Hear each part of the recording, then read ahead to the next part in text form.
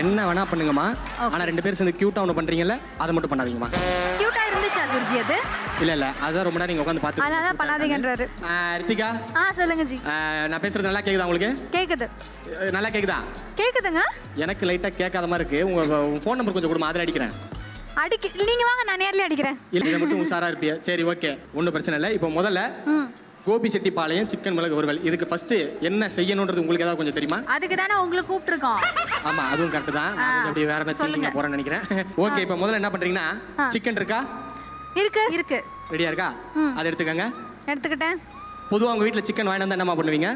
உப்பு மஞ்சத்தூள் போட்டு கழுவுவோம். அதை பண்ணுங்கன்னு தான் நீ சொல்ல போறீங்க இப்போ. தெரியுதுலாமா? அப்புறமா கேட்குற, அதை பண்ணிடுமா?